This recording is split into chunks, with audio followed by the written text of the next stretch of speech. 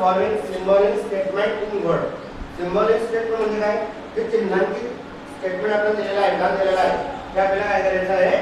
Word मध्ये लिहायचं आहे. काय करायचं आहे? वर्ड मध्ये. आता याच्या आधी तुम्हाला सांगितलं होतं की या चिन्हाला आपण काय म्हणतो? पहिला समजून घ्या. याला काय म्हणतो आपण? हे चिन्ह कशाचं आहे? बरोबर? तर हे चिन्ह आहे समजा आता 4/3. आता याला आपल्याला वर्ड मध्ये लिहायचं आहे. काय लिहिणार? वर्ड मध्ये. तर काय कसं लिहिणार? इकडे लिहा. Answer 4/3 is an element. Element म्हणजे काय? घटक. एलिमेंट म्हणजे काय? घटक. is an element of set Q. of set Q. हे लेटर तुम्ही नेहमी कॅपिटल लिहायचं आहे, स्मॉल चालणार नाही. तर याला कसं म्हणतात? 4/3 is an element of set Q. आता इथं आडवी रेषा लिहिली म्हणजे काय? Non element. बरोबर? -2 is not an element of set n.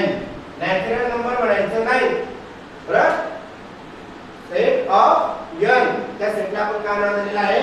n. त्याच्या याच्यात आपण n बघितला की n म्हणजे नॅचरल नंबर, w म्हणजे होल नंबर असं नाही.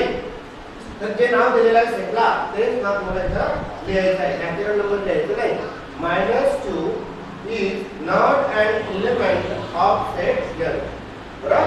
आता इथे दिलेला आहे हा जो सिम्बॉलिक स्टेटमेंट आहे हा आपल्याला वर्ड मध्ये लिहायचा आहे. काय लिहायचा आहे? वर्ड मध्ये. बरोबर? हा कसं लिहितो? बरोबर कोण सांगते? P is the set of all p's such that काय आहे? P is an odd number. P is an odd number. P is an odd number. काय? P is an odd number. कसं असणार? P is the set of all p's such that P is an odd number. काय दिलेलं आहे? P is an odd number. Particular odd number दिलेला आहे का?